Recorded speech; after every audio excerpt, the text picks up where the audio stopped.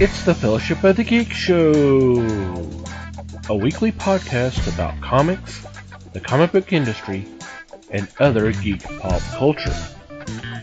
Music courtesy of Manny the Martyr. And now, on with the show!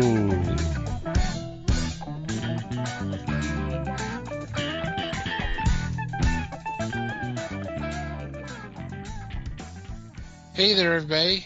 It's the Fellowship of the Geeks podcast. My name's Thomas Chick, and joining me for this episode is Mike Marlowe. Hey, gang.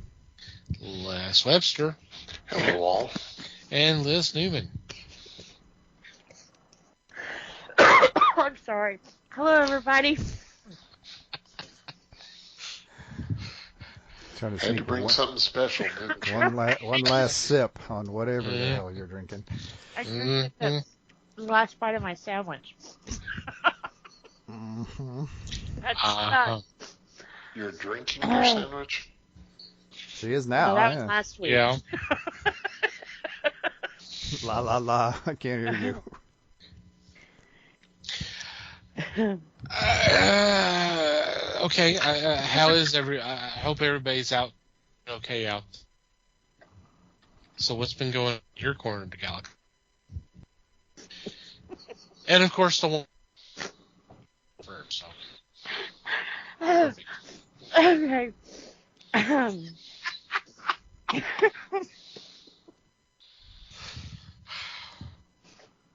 For your amusement, we now bring you Liz. Oh, man. I'm still recovering. Okay. I actually had a pretty good week. Of course, October hits in and the TV finally gets with the program, and all of the spooky stuff was on, and I have probably watched every Halloween movie at least 4 times this weekend. Phil would leave and he would come back in and he was like, weren't you just watching this? And it's like, no, this is part 5. And after watching all of them, I have to agree. I think it was Thomas who said the one about the baby was the stupidest, and it is. Hands down. That was the worst one so far. But, Well, in fairness, they were trying to fix what happened with 5, and there were some interesting ideas. It just it just well, part of the problem is they sometime during all this they realize, hey, Pleasance isn't going to be around much longer. So what the hell are we going to do? yeah. I mean, I watched it at least 4 times, so it wasn't that bad. I advise if you can get your if you're able to see it, watch the producer's cut. It makes a lot more sense. There's still issues with it, but it makes a hell of a lot more sense than what was actually released. I'll have to do that. Because I like I said, I kind of enjoy my spooky weekends. Mm-hmm. Well, they just came out with a set. I'm trying to remember. I don't know if it's in 4K or something, but it's literally it's a 4, 5, and 6. I think just those 3 films. And it does have the producer's cut. The problem is it's like $130. And like for 3 movies. For 3 No. not particularly Crazy. great movies. Yeah, right. B-movies. I know it's 3 films. I'm thinking it's those particular 3. I think it's the Thorn trilogy, as it's called. But, Yeah. like I said, there were some interesting ideas. The problem with 5 is they didn't know what the hell they were doing. I mean, they literally start. I think it was in. I don't know if it's one of the documentaries or one of the books or something like that. They literally started filming before the script was even completed. That seems Because like it was- a bad idea. Yeah. Because they literally wanted to put the next movie, put out 5 the year after 4 came out. Because 4 did so well, and they're just So they were already putting themselves behind the 8 ball, and it just compounded the whole thing. Yeah. Trying to strike twice. 3 times, actually, because 4, 5, 6. Yep. Well, 4 was a really good movie. I enjoyed the heck out of 4. The Return of Michael Myers, which was, 10 years later? I liked that one. That one wasn't bad. That was also with the little girl, wasn't it? Yes. Jamie? Yeah. Yeah, that one introduces Jamie and the whole thing of that she's Laurie's daughter, and Laurie and husband had died in an auto accident, so she's been adopted and that kind of stuff. It was kind of an interesting story. I really the ending was very interesting. I think they were going to go they were definitely going to go on a different tangent, and then when they decided no, we're not going to do that. That's where things really started getting fucked up, because there was the whole thing of him with her killing her foster mother. Yeah. And she was wearing the clown costume, and it's like Michael's been Reincarnated. Michael's inhabiting her body or whatever. The evil's been transferred to her, whatever. And it's funny because Friday the 13th almost did the same thing with Tommy. Yeah. Because he took out Jason, and then all of a sudden he gives a look like he's maybe possessed, and then the whole thing with surprisingly, Friday the 13th Part 5, they play around with the idea that he's having these images, he's having these visions of Jason, and then at the end of that, it looks like he's about to go down that path. And then they said, no, we're not going to do that. We got to have Jason in the film. We can't have a copycat or that kind of anything like that. So it's like both franchises almost went that direction and then got chicken shit. Yeah. Well, it is kind of weird, though. Kind of like Invasions of the Body Snatcher kind of thing, though. Kind of like something we're about to talk about. Well,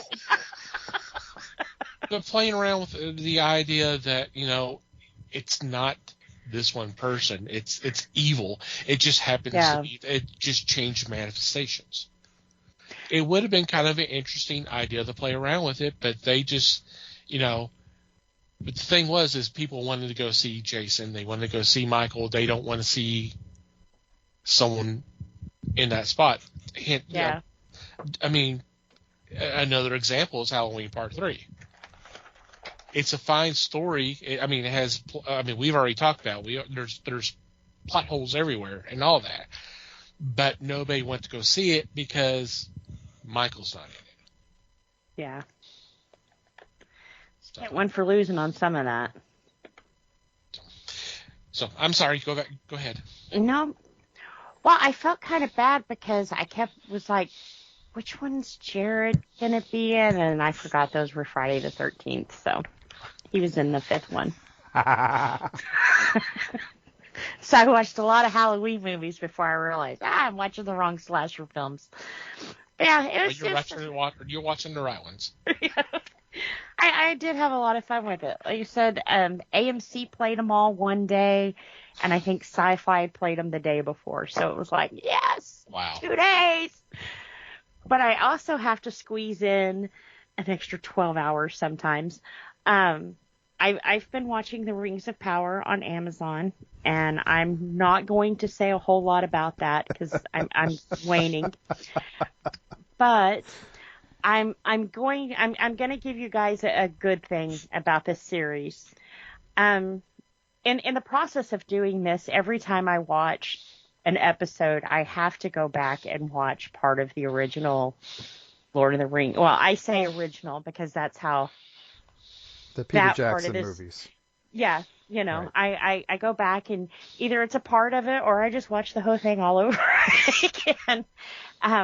Just to remember that smooth story and how it all flowed, and anyways, in the process of doing this, though, I've had a lot of questions. I've gotten so bad at this. I've made my son watch all of these movies and these episodes just so I can have somebody to go, that's fucked up. Don't you think that's fucked up? But through the process of this, we've both come up with a lot of questions that I'm kind of like, I don't know. I don't know. I don't want to ask Mikey like 50 million questions. So a lot of it. Oh, go ahead. Right. I mean, I have asked 50 million. I've at least asked you 25, just half the ones we have. 25 million? But it's leading me back to some of the lore that Tolkien put down. And I found a couple of people that I'm not going to watch somebody break the episode down for me. I don't want that. I'm having fun doing that on my own. But they know a lot of what I haven't seen in between The Hobbit and The Silmarillion and The Lord of the Rings and stuff. I didn't know that there was like thousands of letters wrote to his son that explained a lot of his work to him, and that a lot of these I don't even know what you would call them. A lot of these guys, they've taken, I guess what his son has said and what these letters have said, and they've pieced it together on these maps. And it's incredible to see, I know the basic story of it, but it's nice to see them lay it out and like, oh, this is where we're at right now with the Amazon thing, but this is what happened here, and this is why this is important, and, that kind of thing. So that's been interesting. So if at the beginning of all of this coming out, a lot of people were trying to gatekeep, and we all know that's ugly. I don't care what it is, Nobody owns anything, and anytime fans are interested in it, we should welcome them in and explain things. Hey, let me show you around, kind of thing, And I have found that most of these communities within Tolkien, they're like that. Let me explain this to you, or let me show you this over here, or hey, go check this out. I don't know where. I don't think it was Tolkien fans that were raising a lot of the problems with this series. No, it wasn't. I think it was people who had an ideal of what it should have been. And it's like, well, if you would listen to what Tolkien himself said, he pretty much, I'm going to totally paraphrase, but his thing was, the worst story is one not told. He wants the stories out there, and I believe that's why he wrote all these letters to his son. He didn't want his work to just die. So if people are taking it... Liz, uh-huh. Just as a side note, all the letters you're talking about, one, there's at least one book published, which is huge, that has some of the letters. Two, the letters weren't all to his son. Some of the letters were responses to fans that literally wrote him letters asking him stuff. Well, that's cool, too, where you could break it down for him personally. Yeah. So in some of this, going behind the scenes and stuff, they had someone come visit them on the set of Lord of the Rings. Was that Tolkien's son? I don't think any of his children are still alive. I think they've all died of old age. Might have been a grandson or something. They were so excited to have this guy here, and he was an author. And I should have backed it up to see who it was, but I was just assuming maybe he was part of the Tolkien clan, Yeah, like I said, he might be in the family, but... Yeah. But anyway, people who have not read the books, I've chipped away at some of them. I think if we want to take a positive away from what Amazon's doing, there's people like me who are interested. This has definitely piqued our curiosity in the places they are or why these people are important. And it's got me to digging. So I'm hoping it's got the other people to digging. And anytime anything like this ever comes out, the original works go through the roof. So if people are out there buying Lord of the Rings right now and Tolkien's other works, hey, welcome to the fandom. Let me open the gate for you, you know? When we share things, it doesn't die with you. And I think that's what people need to remember. We need to engage the newer fans or people like me, the medium fans where I'm not a master. I'm definitely, interested in this, but I'm definitely not a pro, that's what makes a healthy fandom. You have pros and newbies and aces and you have it all. And I don't know. Like I said, I think if people would focus on that aspect of what this is doing for what they do love, they'll realize you can keep it longer when more people are interested in it. So share it. It's so, it's beautiful. The parts that break down is absolutely poetry. Why would you not want that shared and keep going, So yeah, I'm that's my positive for Amazon. Like I said, I'm gonna wait a couple of episodes and let the whole thing finish up before I definitely wrap my head around what they've spit at me. And I will say spit at me. So yeah, if you like it, let us know on Discord. I would love to hear everyone's thoughts on this. If you like it, let me know what you like about it. If you hate it, let me know that too. I want to hear what you guys think. But that's about it. After one other thing that I wrote down because I was totally That's about it. Oh wait, one more. It was on the wrong side of the page over here. Have you guys ever heard of McCamey Manor? In one of my horror groups, they posted, it's a newspaper article, where for $20,000, you can go through what they're calling a haunted house. And at first I was like, this is McCamey. Russ McCamey is an absolute fucking psycho. And it's back. They made him move from California because they were like, this is not a haunted house. This is a glorified torture pit. Is what you've gotten here, and it's stupid because people will sign waivers to have people torture them. It's like, you are stupid. I'm talking pull your teeth out without any kind of anesthesia. They make you sign a form that you can leave with broken bones. They submerge you in 60-foot water, take your breathing apparatus, and it's up to you to get to the top. And not only to get to the top, but if you do it wrong, you can come up with a bends and die, So it's like, why would people sign up for this? And the admission to this place, bag of dog food. That's it. Let me almost kill you for a bag of dog food, Well, California told him, no, you can't do this anymore. Too many people were getting hurt, so he moved to Tennessee. And at first, Tennessee was like, no, we pretty much, it's hard to agree with California on this, but you are, guy. You're a torturer. That's all this is. It's, when you think of a haunted house, it's like ghosts and zombies and clowns and, things that kind of play on your fear.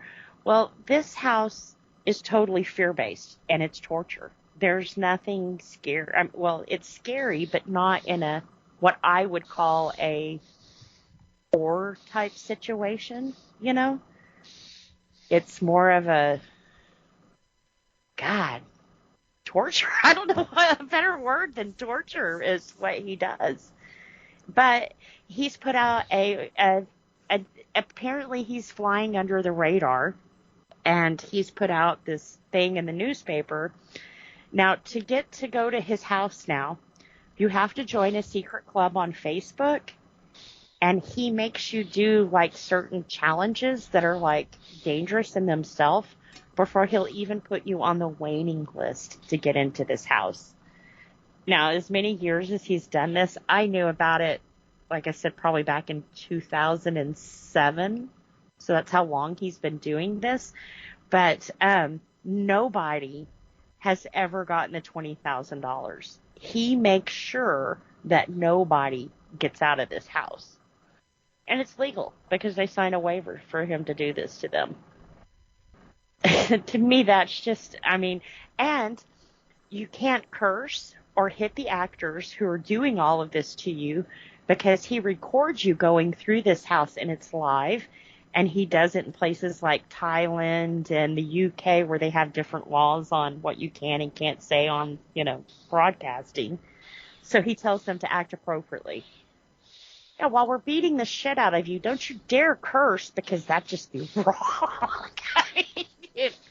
But to me, it's making a snuff film. That's all this is, And it's legal because they sign a waiver. That's just messed up. That's just totally messed up. And what brought this up all of a sudden? This came up because, like I said, it came up in my horror group. They've been okay. They've been mentioning a lot of great horror movies here lately, and someone had posted that, and it was like, does anyone know what McKamey what McKamey Manor is? And it was like, yes. I think in my younger years, I was really, really into haunted houses. I like to be scared, That's why horror is my favorite genre and everything else. And I knew of it from there because a lot of the people who run haunted houses, they hate this guy. They're like, you cannot do that to people, and it just gives us a bad name too, I don't like... I guess when the kids were about 10, so I'm going to say this is probably about maybe 20 years ago, they changed things to where these people can touch you. No, don't you dare put your hands on me and expect me not to deck the shit out of you because I'm going to. You don't put your hands on me, and I don't put my hands on you. It works great. But some of these haunted houses... They've crossed that line. You can run up at me if you want. You can get in my face, but the minute you touch me, it's over. We're no longer playing with each other anymore. Shit got serious because you made it that way. And a place like this, where you tell them up front, hurt me? No. I'm concerned about the people who are like, reading the waiver going, broken bone, pull my teeth, heck yeah, sounds fun. Here's your dog food.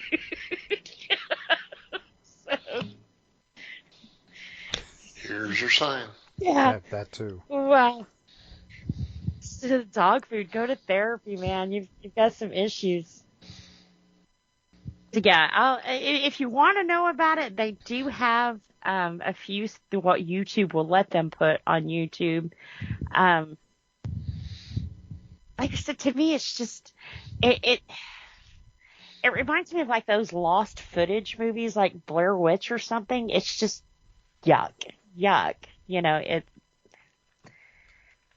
There's no story, there's no theme. It's just torture.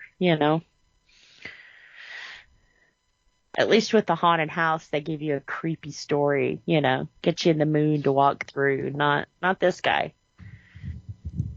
He almost drowns you while you're signing your waiver. So I'm wondering if people couldn't go to court and say they were coerced at that point, in fear of their life, because I don't know. They could try, but they wouldn't have much of a chance. Yeah, because you signed the waiver, and it's live. So he has them on camera agreeing. And the thing of it is, he gives you a safe word. Now, when they're locking you in deep freezes and everything else, you may have to wait 2 hours to tell them this safe word.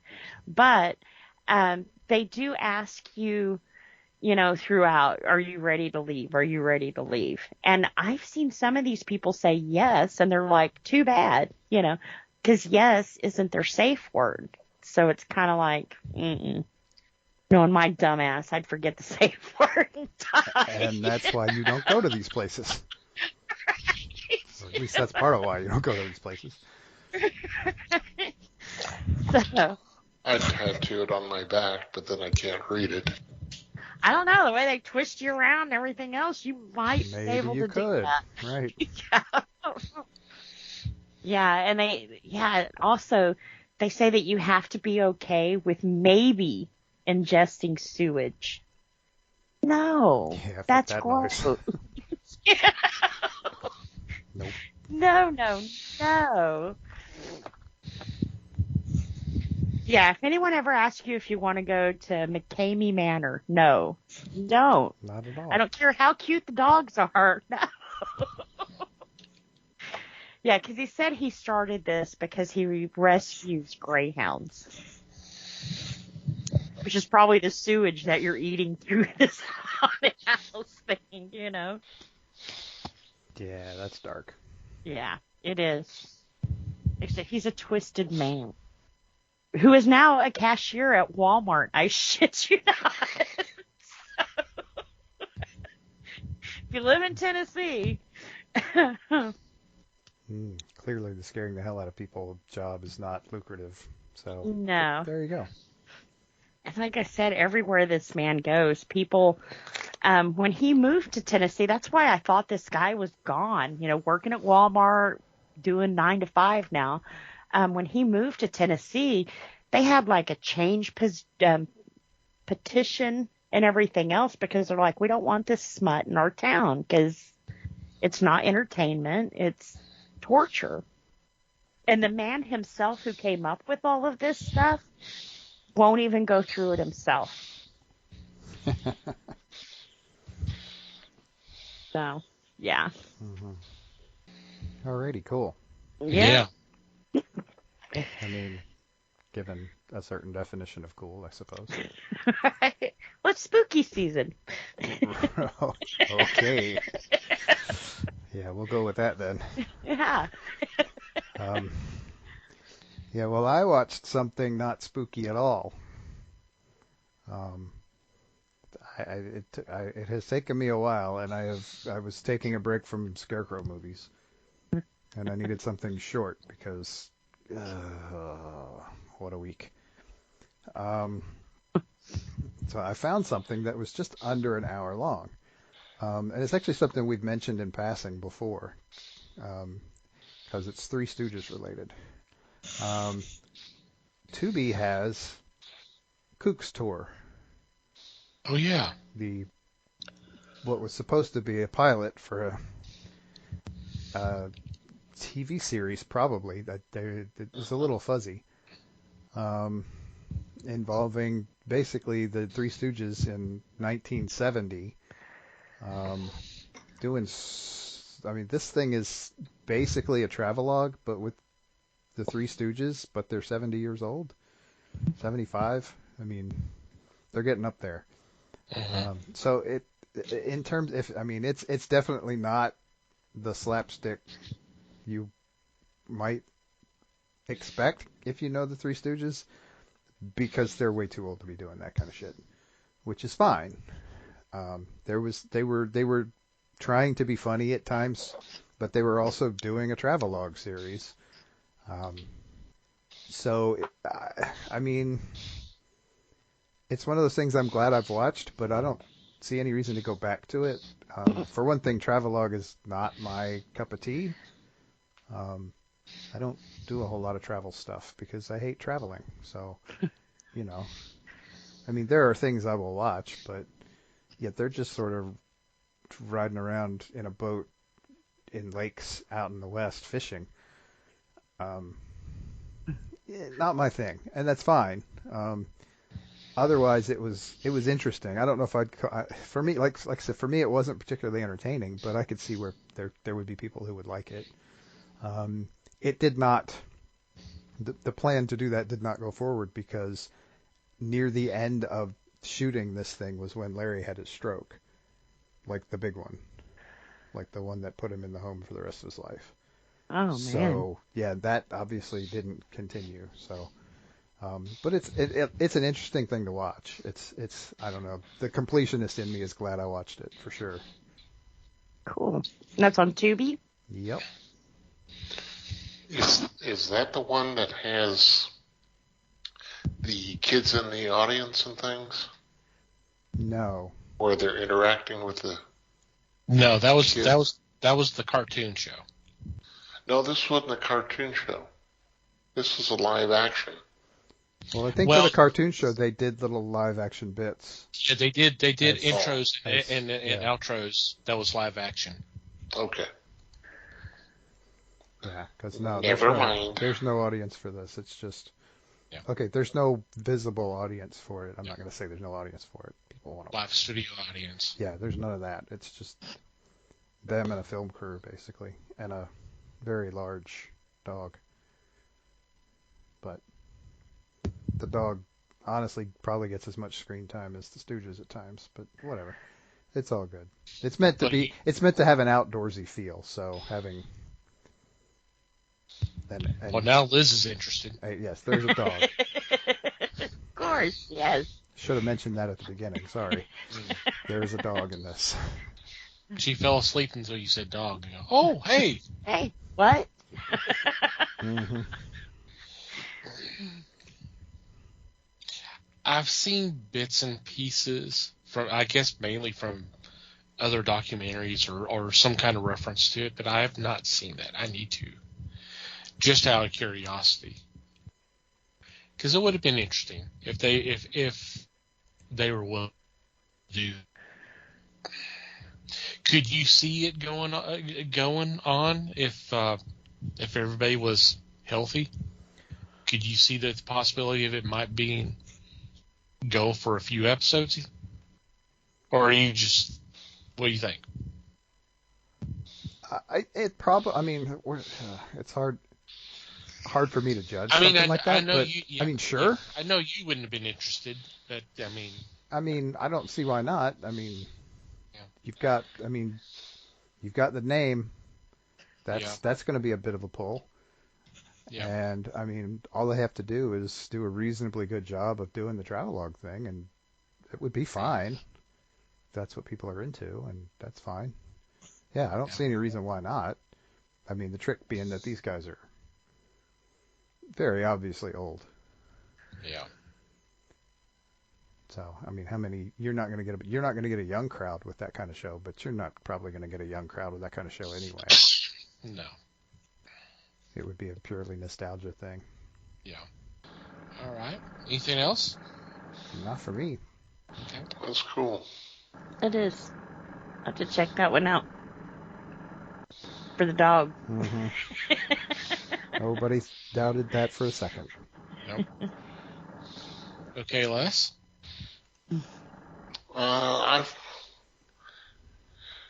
not too deep into much of anything, so it was pretty quiet for me.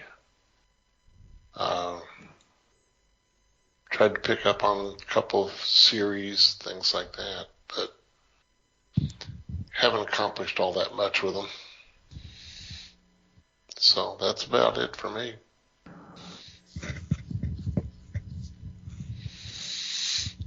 Okay. Well, for me, a little bit more time on YouTube. I actually kind of did a round of Charlie Chan films starring Sidney Teller. Ooh. Okay. I hadn't seen them it's been several years since I've watched them. They still hold up. I mean, they were still pretty good movies. I mean, I know there's discussion on the handling of the characters, so, or the treatment of Asian people in the films, and I could see that. I get that. One thing that has changed since I've seen them before, and I'm not sure what it is. Maybe it's just I have changed, or something. I don't know. I had really spent a lot of time exploring it. But the sons, they're usually with Charlie Chan. They got on my nerves big time watching these. And I was reminded, and because I actually watched a couple of these as well, I'm reminded of our discussion of how Watson was handled in the Basil Rathbone Nigel Bruce films that we talked about a while back.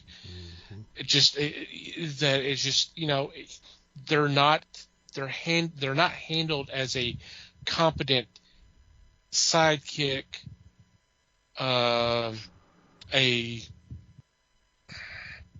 sounding board, while the great detective goes, okay, well, this is why this happened, and this, that, and the other. They're more of an irritant. So I really had some issues with it this time, and it kind of surprised me how quickly they got on my nerves, and it only got worse. I watched it, like I said, I had caught a couple of those Sherlock Holmes films recently, like The Scarlet Claw. Oh God, Watson got on my nerves big time. It was like, you are a goddamn idiot. What the hell happened here? Yeah, see, my theory, I guess, if you want to call it that, is I can only imagine that they were trying to make Watson and the sons look dumb to try to make Chan and Holmes look smarter. And man, it's just not necessary to do that.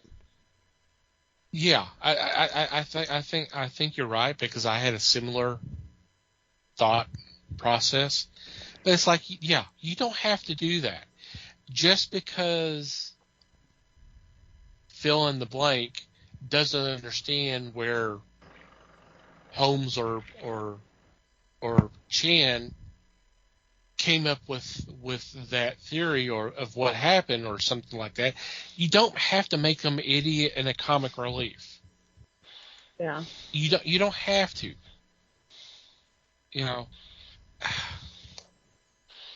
Right, And like I said, crying out loud, the Holmes stories were written mostly, not entirely, but mostly from the perspective of Watson. Watson, right? You can rest assured he did not write himself as an idiot. Right.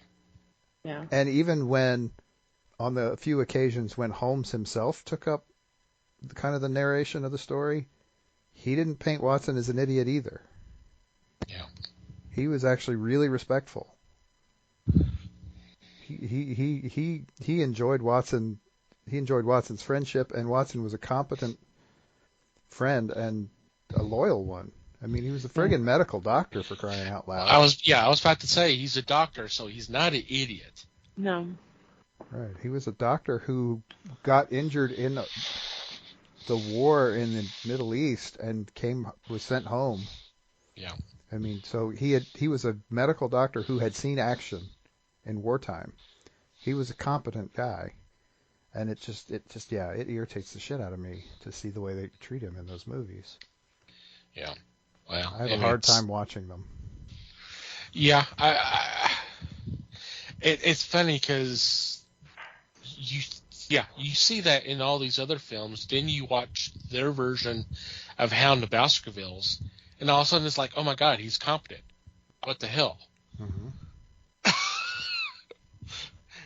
And you can compare it to other versions of Hound of the Baskervilles, and he's always competent in those too. Yeah. And you talked about that 50s series, the TV series. He was competent in those too. Oh God, yeah. Wow. Hey, it's amazing. And those all worked really well. Yeah. I mean, I would stand the Cushing and Lee version of Hound of the Baskervilles up against any of them. Yeah. Yeah. But it just really drove me wild and it's funny because it's the boys, because once they include one of the daughters in there, she's okay. She's not treated like an idiot. Oh, that's interesting. That is. She's not doing, she gets caught in things and that kind of stuff, but it's not so much that klutzy or that kind of thing. Airhead kind of thing. Yeah. It just coming up, or with her as maybe coming up with this dumb theory which he turns around and blows off because it's a dumb theory. Yeah. Where his other sons, they did it all the time. Well, and these are only the Tollers. I can't say anything about the Warner Owens. I've not seen them. I need to. That's probably next on my list. But and then when you brought in Birmingham Brown, which I can't remember the actor's name, we talked about him because he almost became the third Stooge after Shemp died. We mentioned him back earlier in the year. Mm-hmm. Why couldn't him be the sole comic relief and all that, and then smarten up the sons? No, we got to have the sons still be stupid, and just because they got to bounce off each other being stupid and funny and all. It's just that's the only thing, because they're still pretty strong stories, and all that. It just got on my nerves real quick. Manton Moreland. Manton, thank you. I couldn't. My brain wouldn't let it go. Yeah, I know. And he was fine. I mean, that was his whole purpose, is to show up, say some funny lines, give some funny looks, do some funny things. That was his whole purpose, and he did it great. Mm-hmm. You could see why Mo Howard looked at him as a possible third Stooge, and it would have been interesting to see the three of them together. Oh man, yeah, that would have been amazing. Because he's funny as hell, but it just anyway. So yeah, a bunch of Charlie Chan films, a couple of Sherlock Holmes films. Like I said, I don't remember seeing Scarlet Claw before, but I'm watching it going, God, this seems like Hound of Baskervilles. And I start looking up on it. Like, yeah, it's kind of based off that story. I'm like, okay, well, I'm not. Okay, I feel better about it. I've seen this story before somewhere. I don't know where. It was they knew it would work. Yeah, because they'd already done it. Mm-hmm. File off the serial number and Mm-hmm. fiddle with it a little bit and try it again. Change names, redress the houses and all that, and there you go. Mm-hmm. It's a new story. Yay.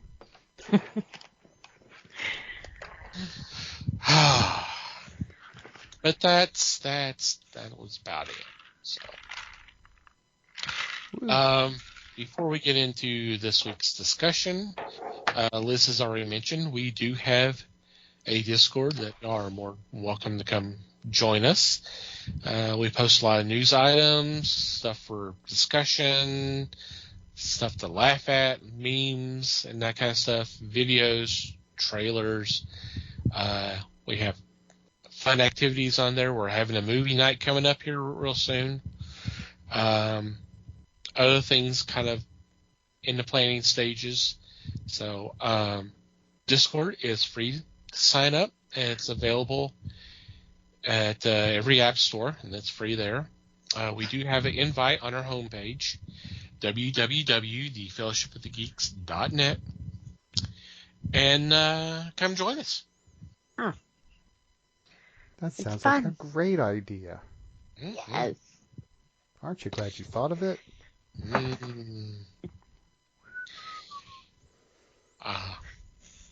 If All I right. may, Uh-huh. Know where the hell that came from.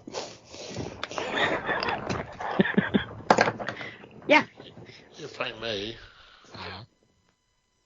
I look at the Charlie Chan movies. I enjoy them. Mhm. But I'm really upset with the tact they took. Because according to the books, Chan was not Oriental. He was Hawaiian. Well, that's interesting. And as a result, they made him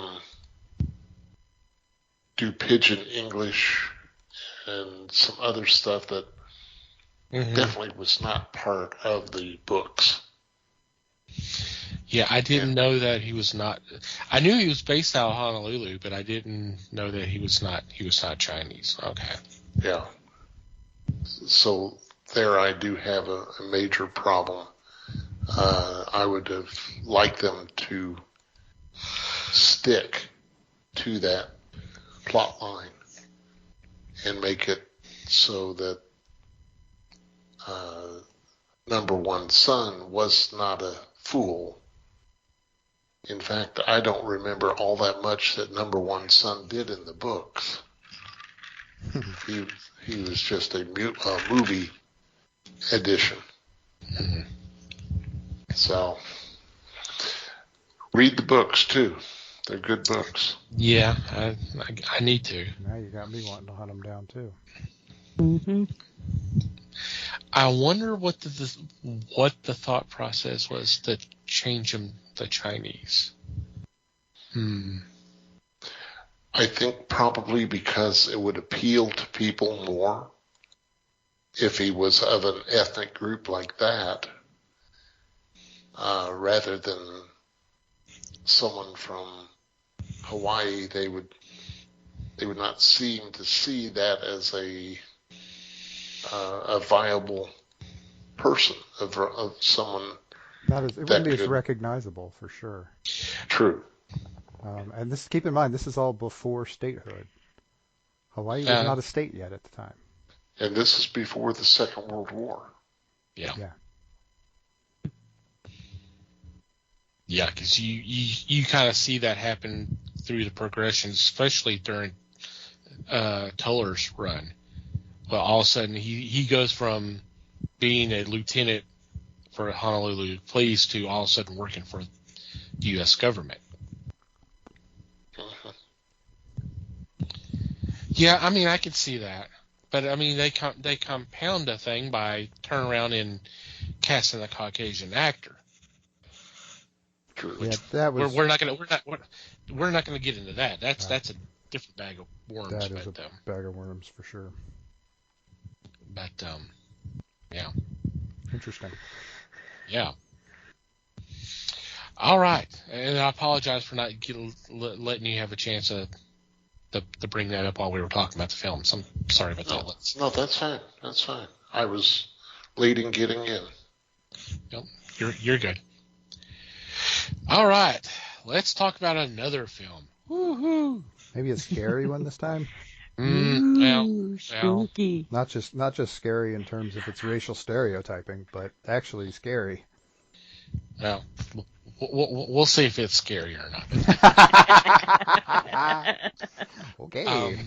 We as you might know, that we are in horror month, and for this year we are taking a look at films that involve scarecrows.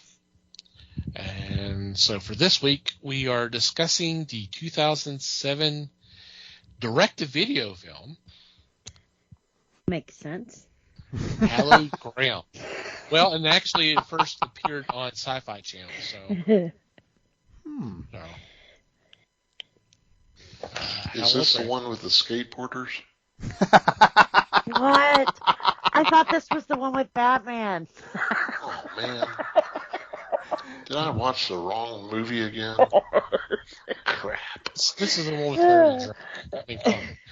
Harry. No.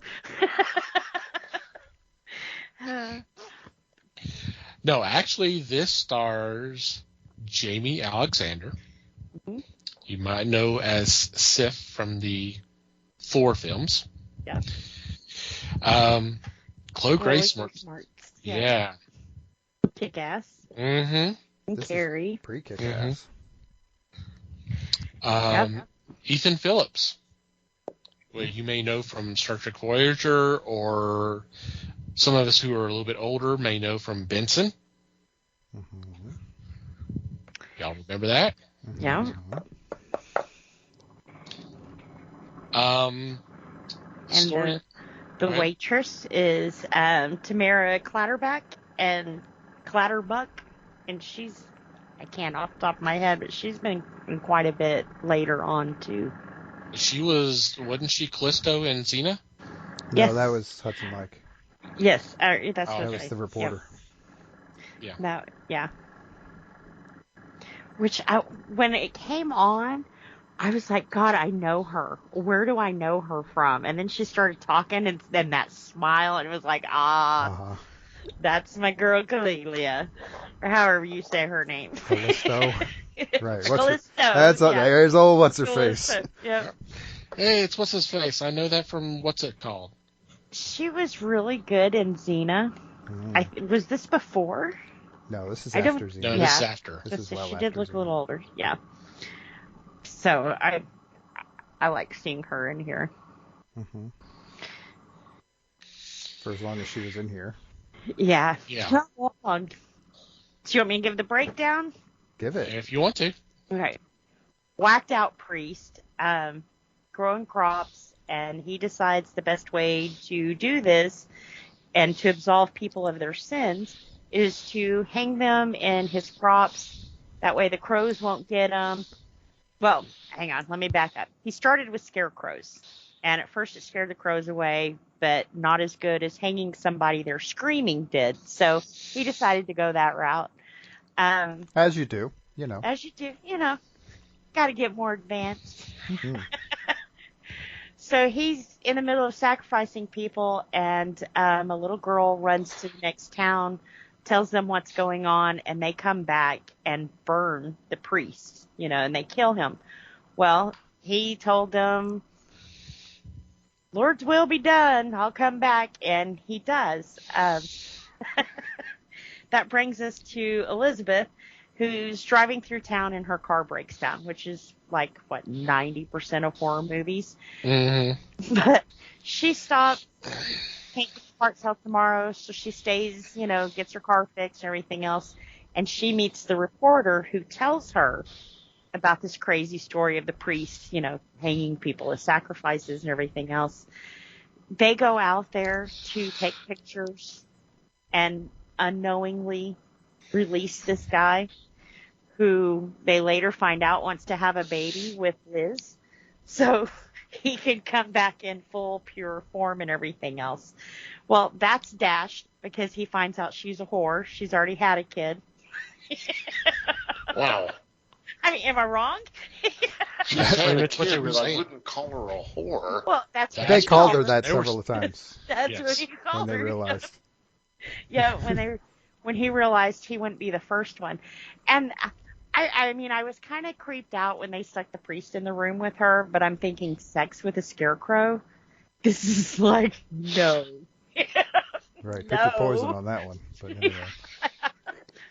But yeah, so she's got to put him back, and let the crows have the corn again. So, yeah, I mean, as bad as I just wrapped that up, this one's not Yeah, that bad. the ending takes a little longer than Liz described. But yeah. Yeah. There were some parts in the movie where you were like, duh, fucking look around, look up, where she goes into town and there's all the dead bodies on the light poles and everything else. You didn't notice that when you rolled into town? It was dark. I mean, how about going into the police station, running all the way into the middle of the room and trying the phone for 5 minutes and then noticing all the dead cops nailed to the wall and the desk that you're using the phone on? So there's a lot of parts of this where it's like, Well, let's back up. Let's back up a little bit further, right from the beginning, where they've nailed the dude to the cross. This is a flashback. Yes. Yeah. It's like a couple hundred years. Like Yes. like you get in a Scarecrow movie, apparently, as we're discovering. Right. Obviously, yeah. And they're telling him, they're talking to him and all this poor dude and all that, and all of a sudden he realizes there's hundreds of scarecrows around him. It's like, dude, where the hell have you been? How come Yeah. you have not seen these before? yep. They just didn't pop up overnight. Like they a didn't. scarecrow. They Yeah. didn't put them next to each other. No, but they apparently had to tell get him, up and then on he the starts thing. he starts looking around, and there's several around him, even if they're half a mile away from each other from the next one, they're still they And showed nice like there was a skylight. bunch of them there, but it's like somehow he didn't notice it until they brought it up to his point, and it's like, okay, yeah, I don't know. I Yeah. just had a problem with the whole thing. Yeah, it would have been. It would have. They could have done something with the camera angles to make that work a little better, Yeah. for sure. Well, another good part, she goes out to the cornfield and the reporter dies. Okay, so she's got Mhm. blood all over her. Mm-hmm. She gets to the cop, and the cop's like, "Oh, get in my car. Get in the front seat, 'cause you got blood all over you, right?" So he dies, gets blood all over the car. So she rolls up in a police station that has a dead cop's blood all over it. She's got blood all over her, and they're like, "Here, let's leave you in the police station alone with all these guns."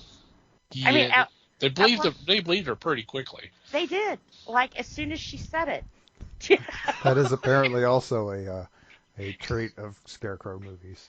Yeah. We just buy whatever story we hear right off the bat and act on it. I guess when you live in this little fucked up town, you're like, sure. And in their defense, it's not like they had a huge police force here. Right. Yeah. there I'm was pretty two. sure these were the 2 surviving cops from the 3. Yeah. That was probably it. But One of them was not even native to the town. He'd Right. come The from like sheriff. north or some such. new Yeah, guy. sheriff. Yeah. Which is why he helped her in the beginning. Mm. And I don't know, when he picked her up in that town the second time, it was like, no. I wasn't expecting zombie cop or nothing, but like, no. They killed him. I actually thought that was a fun little twist. Also, I thought the guy who played the sheriff did a really nice job on both sides of that. Yes, He did. He did what I liked him in this movie. Yeah. I did I too. did too. And for how young she was, I thought Chloe Grace did an amazing job too. There at the end was sure. kind of like, come on, girl. That's not your daddy on the cross. But yeah, I hate to kind of complain just on the flashbacks because there's a lot here to complain about. But when they were telling the story of the preacher and they're showing the flashbacks, I'm like, that church doesn't look like it's from the 1700s. It looks a little too new. yeah, it looks like something out of the updated. 90s. It's Yeah, like, it oh was my God. It was ahead of its time, Oh God. If the main guy is a bad priest, why did you go to a church?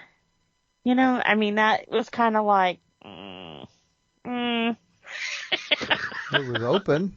yeah. Actually, no, it wasn't. She had to pound on the door. Right. Yeah, she had to be let in. Also, she had only just heard this story a couple of hours before from this Yeah. reporter who Yeah, but is any not kind really of there anymore. It was crazy annoying as religion. hell. Kinda, yeah. But everything she had told you so far is coming true. I would definitely have stayed away from the church. That would have been like, eh. Yeah. I don't think they're going to help me here. Which they Well, didn't. I'm- They all wound up being whack jobs, you I'm know. sure. Yeah, again, the whole town is in on the thing. Another Scarecrow staple, but Yeah. yeah. If she could have gotten somewhere else, I'm sure she would have. But I don't know. Yeah, it was a little flimsy. I didn't understand why she didn't take the reporter's car. They make a point to show this to you all through the movie that the car's sitting there. It's still Something sitting there. okay, they're gonna, she's gonna get away in this car at some point. And no, each time she decides to go by foot. When there's a car right there. Right. Even to the point of at the end, they leg it out to the road and hitchhike. Hitchhike. Hitch ride, yeah. Yeah. And it really. I mean, come on, Yeah. find her keys. It's not that. It can't be that hard. You know where Nuh-uh. she's. You know where her she's corpse was. Yeah. Where's her keys? Come on. Or out in the middle of nowhere, if she even took the keys out of the car. Right. You know? And honestly, this is the movies, so the keys are always in it anyway, right? Yeah. Right. Or under the floor mat or something. Right. You know? Another question I had, when they captured Liz and they were going to take her back to the house for the session, let's just say it that way. Why tie her to a scarecrow pole?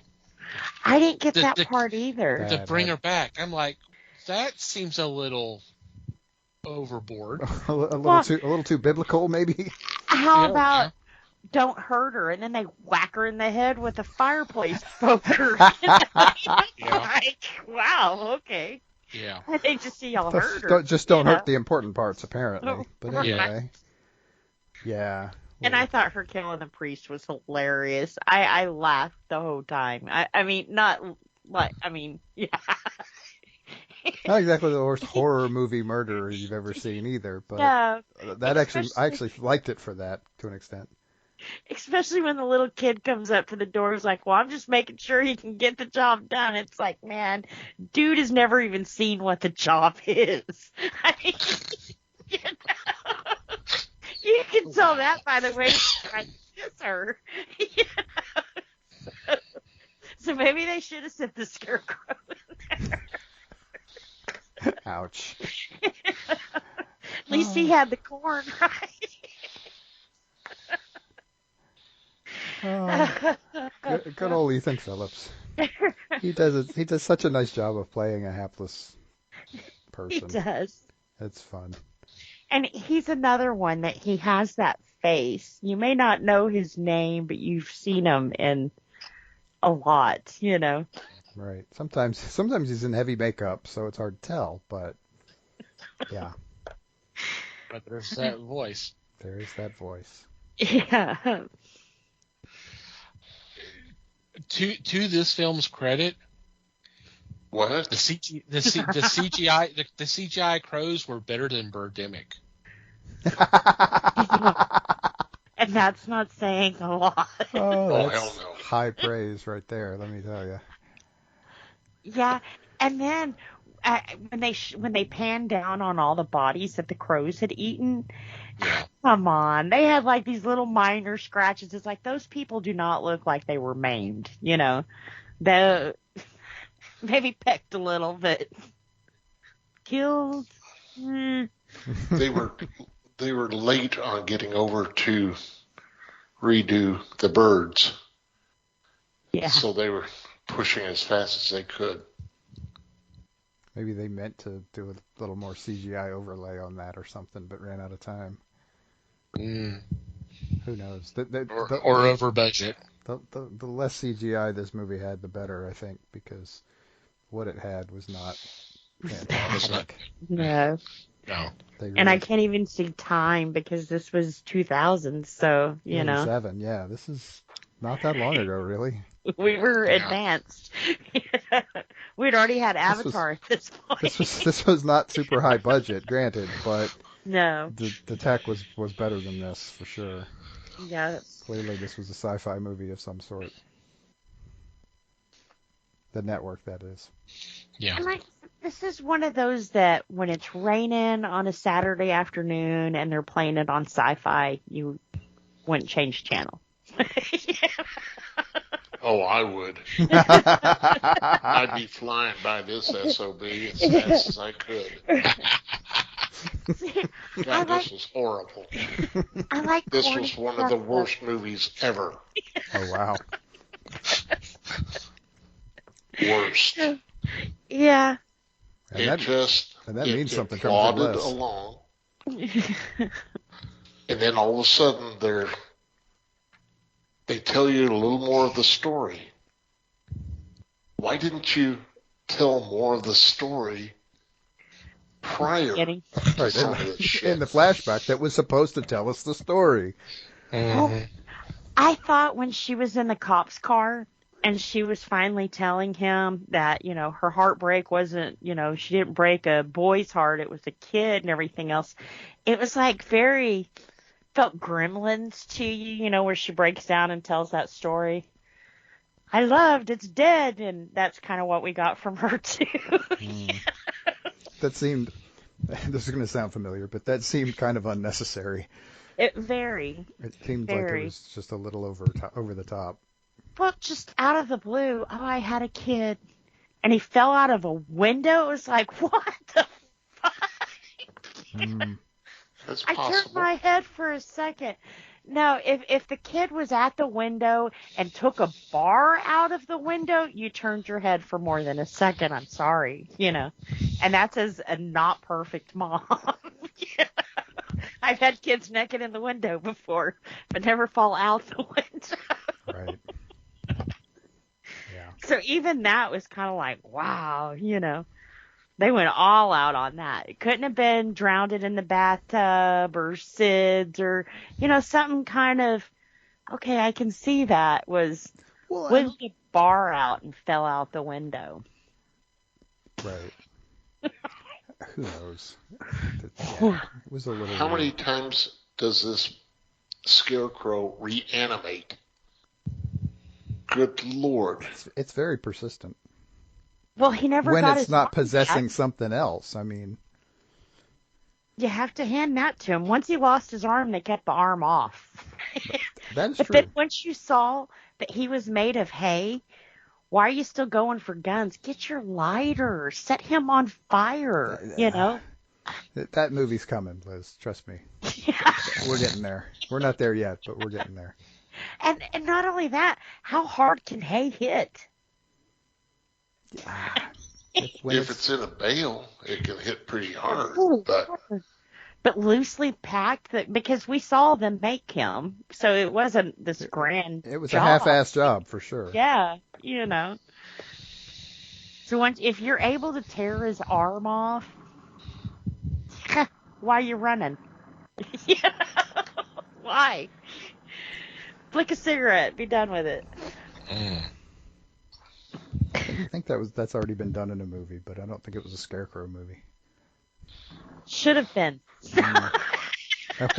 The problem is this would be a short film at best if they did that. Come on. Right. Gotta drag this out a little bit. Sheesh. But I just want to say for the record, because you said this was my idea. The reason I like Scarecrow is because they're probably the most underutilized villain you can have. You can make them anything, make them do anything, and the scariest part about them is you can't see their face. None of these movies have tapped on what makes a Scarecrow scary. They have to give it this big, it's the harvest of the moon and kill him with the crow kind of shit, and it's like you don't have to do that, You don't have to. They're creepy as hell, just like they are. It doesn't take a lot to put a story to that. And it has to be tied to some deep, dark secret from the town. Yeah, that's a couple of 100 years old. It's like, voodoo shit. Which is why you get no sequel options when you do this, because you've already burned the town to the ground. What else are you going to do? You've killed everybody. Which, God, I was really crossing my fingers when he was going through the cornfield for that little girl at the end. It was like, no. Let this end now. We don't need to spawn a Scarecrow or, it returns. Or, we don't need that. But that's what they shot. Leave the little girl alone. That's what they were shooting was he's going to be back. Mm-hmm. Because you have the reanimation. Yeah. No. Just kill the son of a bitch. Call it good. It's over. It's a day. Take him away. He doesn't have any more followers, so there's nothing that will allow him to feed upon. Yeah. So. It's over. Yeah. Yeah. Right. Now go home and make a better movie next time. The 4-1.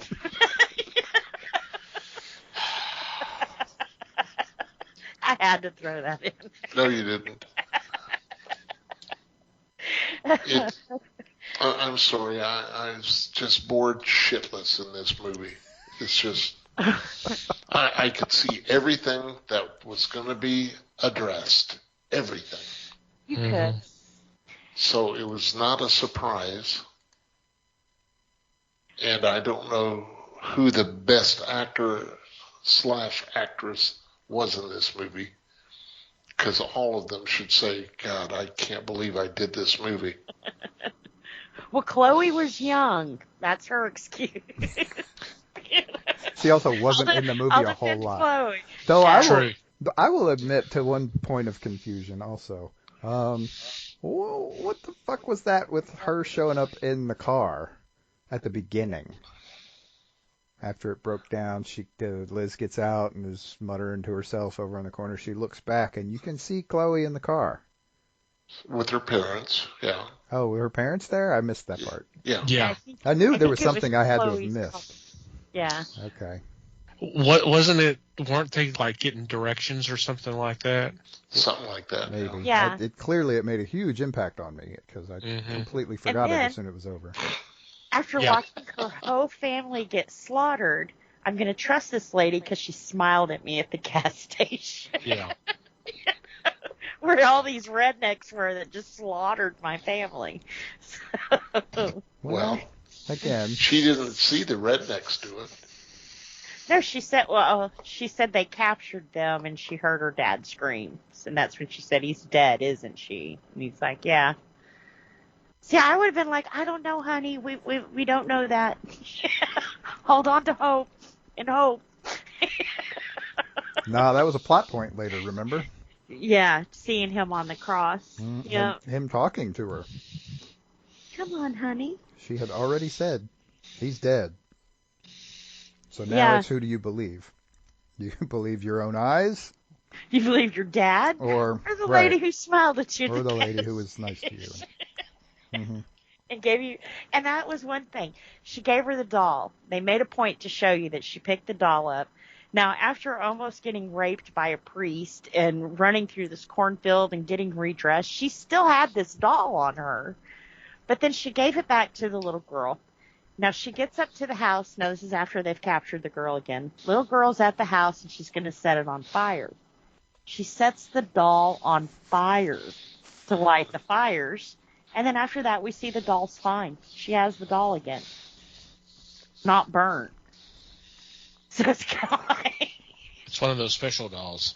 Mm-hmm. Is it possessed? Is that the next scarecrow? Bernie Betsy. Set it on fire and it just burns and then it's fine. Set your whole house on fire and I'll be okay. It's like one of those trick candles. Boy, that would have come in handy in this movie, wouldn't it? It would have. You know, a solid plot would have been solid or good for this movie. Well, see, I think that was part of their problem is they had the plot and they had to tell you that over and over and over and over again. This is what's happening. You know, this is the plot. This is the plot. There was an idea of a plot. I think Les's point is if it was a solid plot, you wouldn't have had to do that. No, not at all. But you have to admit, compared to some of the other stuff we've watched, this is definitely not the worst movie I've seen out of these 6 movies so far. Oh no! It gets worse before it gets does. Oh, good.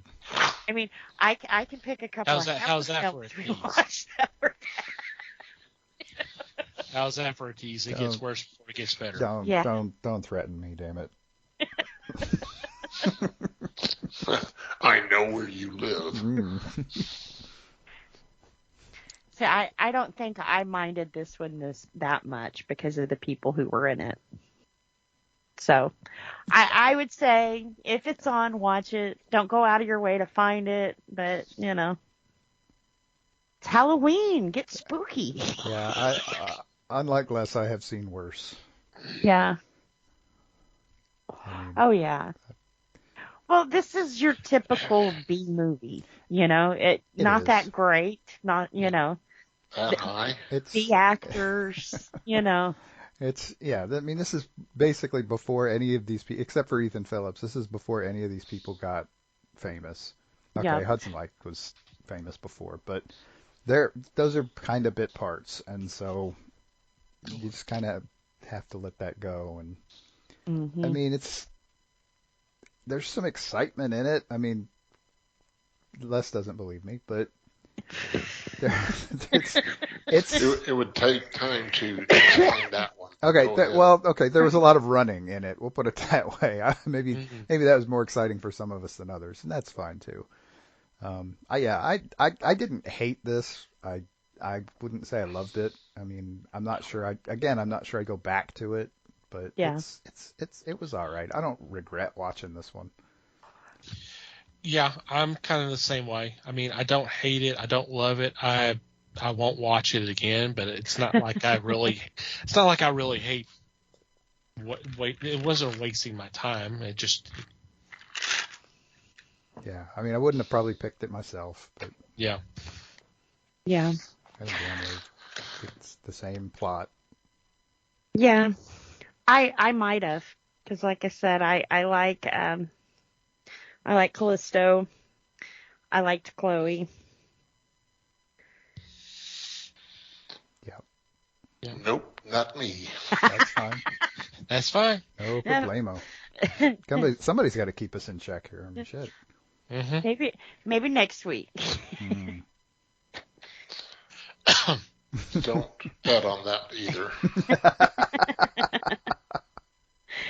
I'm sorry to be the sourpuss. No, No. it's fine. No. It's fine. It's not a problem. Yeah. I don't have This to apologize just for had not so liking a many movie. plot holes. If certain elements of this didn't interest you, for me it was like the Scarecrow. Yeah, I wouldn't have found it interesting either. But so I see where you're coming. Let's just say potential unrealized. Yeah, I mean, this is the same old thing again. Yeah. I will Which say is that when sad. you said or direct to TV, it makes sense because it to be a classic 80s, although this wasn't made in the 80s, but when you set those rules up for horror, a few of them were missing, and for TV, it made sense for it not to be there. Well, I mean, it was cable. Blood. Yeah. Well, I mean, the Wikipedia says it was direct to video, but I would bet you anything it was made directly for Sci-Fi Channel. Yeah, Yeah. almost certainly. And then Probably so. put on video. And Sci-Fi's not really known for nudity and that kind of stuff either. So It's not known for good movies either. Right. yeah, total B movies. Yeah. Now there I have a problem too. Yeah, he's tired of you slating B movies over here. 'Cause- Now I love B movies. Absolutely. Yeah. But I personally liked Tin Man. I thought that was a great movie, and that was a Sci-Fi. Sci-fi show for original. sci-fi. Yeah. Oh no, Was that Sci-Fi a movie, or I does some thought that good was a things. miniseries? I don't think he meant 100% terrible movies. I think he meant large majority. Yeah. Well, Remember, this is the place that also did Sharknado and Ghost Shark. They're like and all five of them. And say it's the Yeah. genre you're dealing with there. With it being sci-fi, they can get a little bit of everything, you know. Horror, comedy. Sometimes it works well, and sometimes it don't. But I go for B movies. I mean, like this, you see some faces where you're like, oh, they went on and did this and this. And to me, that's kind of cool because it's the stepping stone for them. Yeah. I seem to remember Tin Man being a miniseries, not a movie, but I could be mistaken. Now, if it was a miniseries, Sci-Fi Channel's had a pretty good record with miniseries. I think Tin Man was like one of those 3-night specials. So I think it was kind of like a mini movie, if that makes sense. Okay.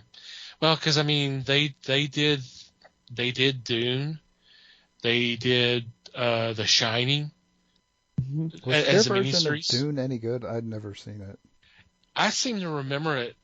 I seem to remember liking it, but it's been so long because they don't show it anymore. Yeah, I was gonna They say, just I showed it remember- like that one time, and that was it. And I seem to. I don't know how much more faithful it was to the book. I know, but I think it was. But I don't know. It's been too long. Yeah, I remember there being a bunch of hubbub about it, and then it aired, and then you never heard anything else about it again. I wonder if that has to do with Herbert estate or what. I don't know. Because I have never seen it again. But I hadn't seen anybody play the Shining miniseries, and I thought they did a pretty good job with that. Yeah. Don't know. And I heard that was more faithful to the book. So what do I know? Yeah, because I think Stephen King was actually involved in that, wasn't he? I think so. So, all right. Well, Hallowed Ground. If you're interested, go ahead and watch it. If you're not, then hey. Yeah. So. It's an hour and a half. Mm-hmm. Say it is short. Yep. And you get your first death in 5 minutes, so that was pretty cool too. Yeah. Wow. It was in the flashback, but yeah.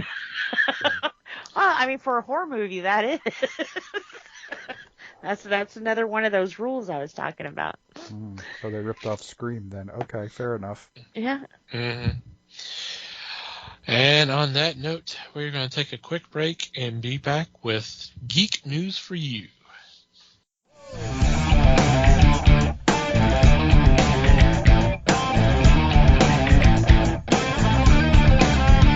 And we're back, and it's time for Geek News for You. In this segment, we bring a couple of news items to the table for discussion. This week, it's Mikey and myself. Mikey, would you like to go first? I would be delighted. Okay, I'm probably overselling it, but that's okay. Okay, so a few days back, we got an article. We found an article describing a couple of new streaming services, or a couple of rebranded streaming services that are coming around. So Epix, which has been around for a long time, and if you didn't know, is owned by MGM. And so in January, it is going to become relabeled MGM Plus. So that'll be something to keep an eye open for. It also talks about Stars Play. It's changing its name too. It's changing its name to Lionsgate Plus. You might already be seeing the connection here. Apparently, streaming services need to have a plus in the names. Because almost all of them are doing that now, which strikes me as funny, but I don't know that it will really affect anything. It just seems like maybe we're trying to find some commonality, which, if they're all going to have nearly the same name anyway, I don't really see what the point is, but, I don't know. I'm not a marketing person anymore, so I don't need to see what the connection is or what makes them same, what makes them different. There's a lot of streaming services out there, so kind of I don't care. But I definitely think it's interesting that that's the thing that people are thinking is going to work, is we'll just put plus in the name. It'll be fine. You get more because it says plus. Clearly you get more because, and everybody wants more. We certainly want to charge more, so we need people to think that they're getting more, whether they are or not. But anyway. Yeah. So Stars is going over to Lionsgate? No, Stars. Actually, I think Stars. I think Lionsgate already owns Stars. Oh, and okay. So they're trying to. They've actually got other stuff that's attached. The Epix thing was basically the same deal. But yeah, there's different variations on the same thing, and I don't know if this is a forerunner to them consolidating, or if it's actually going to end up spinning something off. Who knows? But I'm sure we'll all find out in the end. Yeah. Right. And some of us will even care. Now, doesn't Lionsgate also do video games? That I don't know. maybe they own some stuff that does video games. That wouldn't surprise me. They're Yeah, all kind of like Warner multimedia. Brother does with theirs. Yeah, they're all multimedia empires anymore. Right. I mean, That's why pretty not? cool, though. I guess everybody's jumping into the streaming game. I think they're thinking that's where it's all going to end up. Which, I mean, not to be that guy, but we predicted that. Yeah. Mm-hmm. I mean, Yeah. us and everybody else. But you know, Now, who's the streaming service that calls themselves Plus Plus? oh, wasn't that a Hulu joke? Wasn't that a Hulu ad or something? There, Hulu Plus I think Live so. Plus or some bullshit. Yeah, Yeah. I think that was Hulu. See, I think there's also a Plex Plus. Yeah. And Password Plus. Moving along. Yeah. Okay. For me, this was kind of an interesting development that first it supposedly happened, and then there's denials that it actually happened. But it's opening up a door that I think we kind of discussed on one level at one time. But there was a report almost a week ago that Bruce Willis sold his likeness to be used as like a virtual, to do like virtual movies and that kind of stuff. Deep fake. Yeah, deepfake. There was that report, and then almost as quickly as that kind of broke over the internet, there came denials from the Willis camp saying that he did it for one Russian phone ad from 2021, but the reports of him actually selling his likeness off is incorrect. Greatly exaggerated, as it were. Greatly exaggerated. But this happens right around the same time the reports of James Earl Jones selling off, saying that he's retiring from doing the voice of Vader, but he sold the rights to where the Lucasfilm can use artificial intelligence to basically do the Vader voice, and it'd be his voice, but obviously through computers to do the dialogue and all that kind of stuff. That I can understand more because he's so tied to it.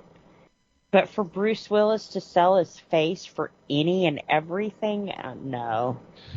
Well, I mean, the thing is, it seems crazy, but I mean, after hearing the stories of him doing as many movies as he could because of his medical condition and trying to get all the paychecks to make sure that his family's going to be okay down the road and all that, it seems like there's a little bit of piling on. It doesn't seem that much of a stretch, right?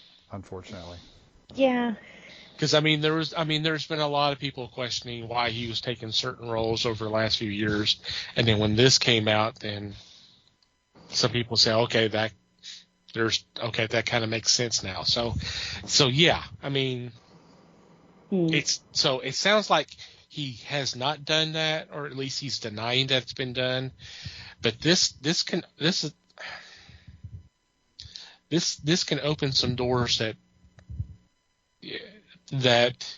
we've kind of talked about before, because I know there was a controversy several years back with someone using, I think it was a Coca-Cola commercial during the Super Bowl, something like that, where they used the likeness of I'm Singing in the Rain. Jim Kelly, because they did like the Singing in the Rain commercial, but they used his likeness. They didn't actually use him. And there are instances you likeness, them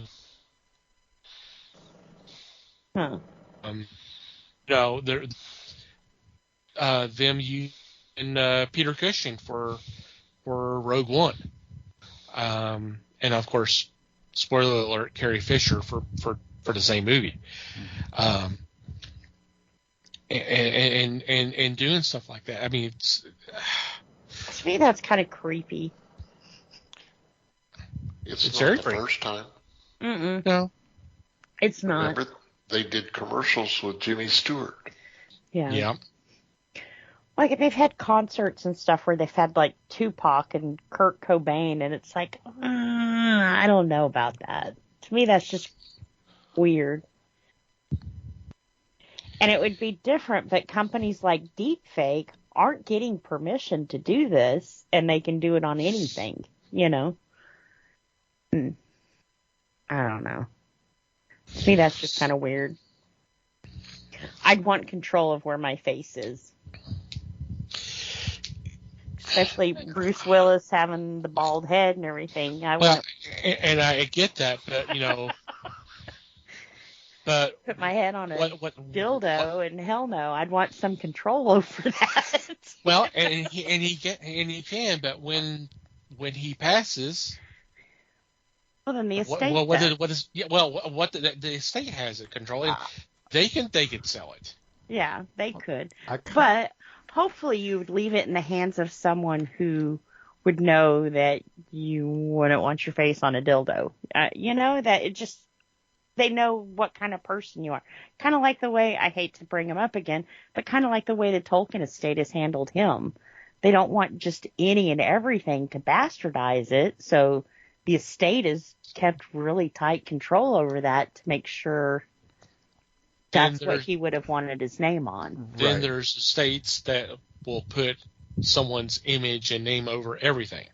Like Courtney Love and Kurt Cobain. Yeah. Well, Elvis Presley. Yeah. Him too. Right. So it sounds like the best case scenario is this is Bruce Willis and his estate, for lack of a better term,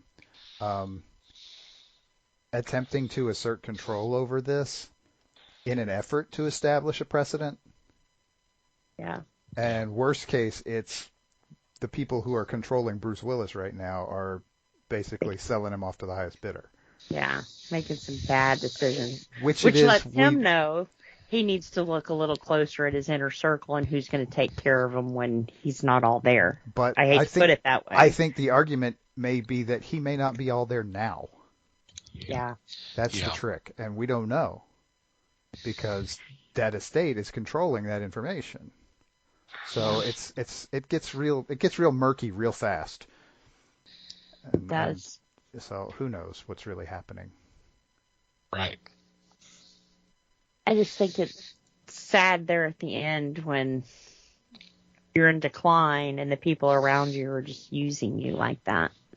It is. It's very sad. Yeah. Blood signatures pop in my head first off.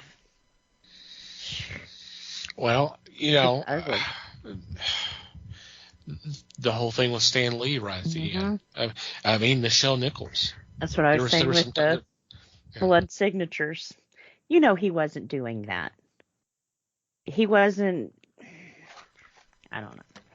I won't get there because that's another rant. Because we don't know for sure, and it's just a rant. Just the last interviews he did was sad, and you could tell that he wasn't there. He even asked, "Where am I?" You know, that was sad. That wasn't his doing. That was his people, his inner circle, who did that to him. So yeah, I would definitely, you know, for Bruce Willis, his case, I would definitely make sure that if he's still with his full mental capacities, to make sure that people have your best interest at heart, not in their wallet. And to borrow a phrase that was just said, best case scenario, this could be just a misunderstanding that Bruce said, okay, you can use my image to do this commercial. Yeah. And that's it. And from what I understand with the commercial, he really didn't want to do it then, but he couldn't be there to do it. And that's why he agreed to that. Yeah. So it was kind of he would have done it if he could have made it to it. Not that he wasn't physically capable to do it, but he couldn't fly there to do it. And it could be just from based off that, someone goes, "Oh my God, he sold his likeness," to where it could be used for anything, and that may not be the case. Mm-hmm. Well, especially being tied to hopefully. that company. Yeah. Hopefully. Hopefully that is the case, but I guess we'll never know until that bridge is actually crossed. Right. Until however many lawsuits have to happen before it stops. Yeah. Stops. So, your thoughts, Les? I just see it as a chance for John McClane to live forever. Well, he can live. He can live forever with the movies. Well, I'm speaking new movies, so. Okay. I mean, they did it, like I said, they did it with Jimmy Stewart for commercials, for soup. Doesn't mean it's right. I mean, I don't see that.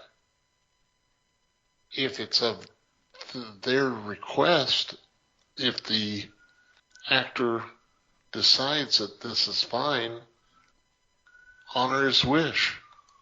Okay. Well, yeah. If that's what Bruce if that's what Willis they wanted, that's not the case with Jimmy Stewart. Well, I don't know. It could be though.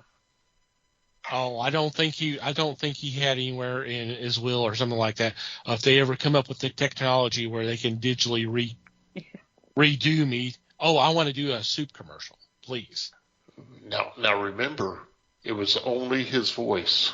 Well, that's all that he did was the voice, and therefore, I'm sure that they had an agreement that they could use his voice to do these commercials because you never saw him on screen. Well, that's the estate. Obviously. So I'm not trying to pick an argument with you. I'm just saying, I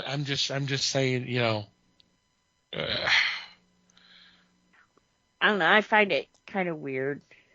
If the person themselves has said okay, or like I said, the estate that knew that person's wishes and would handle it respectfully, then that's cool.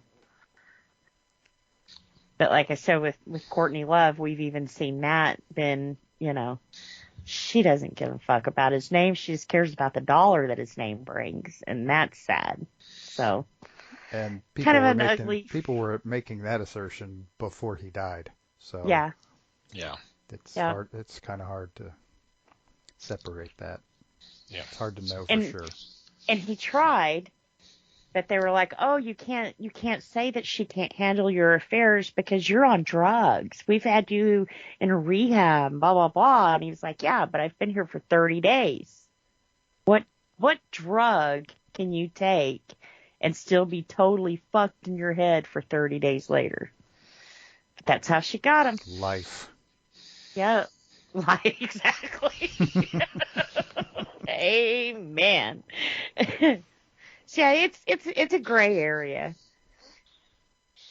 If I was a celebrity or had any kind of fame, I would make sure that Phil and my kids knew what I wanted after I passed. I'm not even famous and I have a list, You're in your podcaster empire that you're building. Right, So popular. You love me. Thank you, Sally Fields. Yeah. All right. Well. One to think about. Well, we'll see if if there's something actually comes out of this, but it may not. But Yep. We'll put it on our Discord. Right? Usually that's how it works. Yeah. Right. Something else comes up, we update the thing, Yeah, we'll update this. All right. Any special shout-outs this week?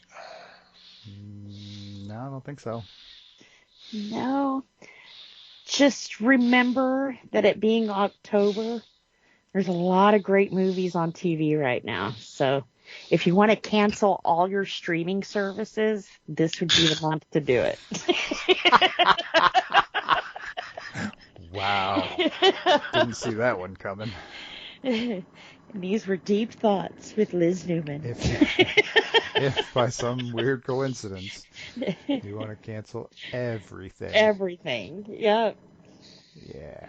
TV's got you covered right now. Uh-huh. All right, we'll move on to our regular shout-outs then.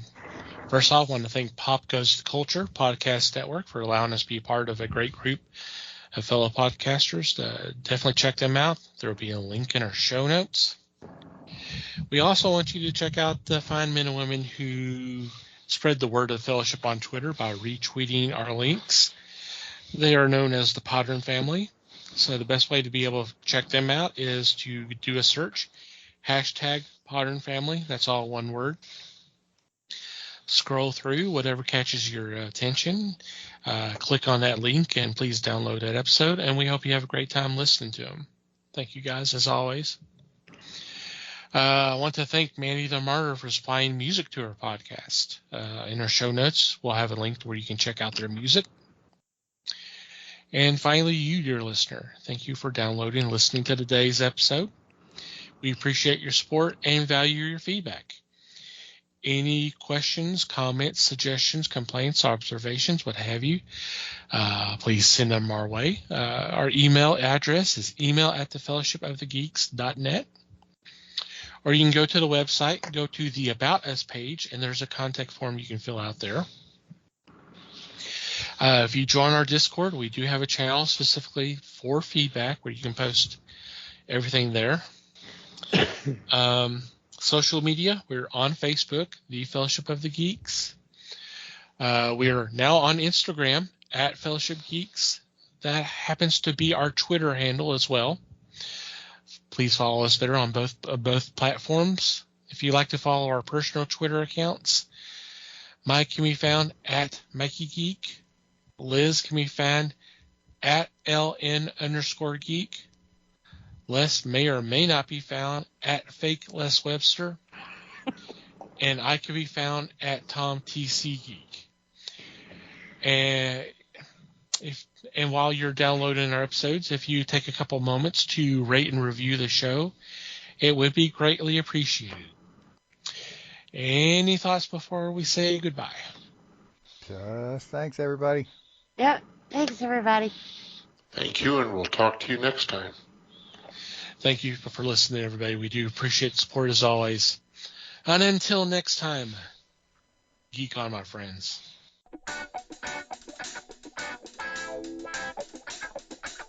We thank you for listening to the show. Comments, suggestions, and questions can be sent to email@thefellowshipofthegeeks.net. You can follow us on Facebook @The Fellowship of the Geeks and on Twitter @Fellowship Geeks. Until next time,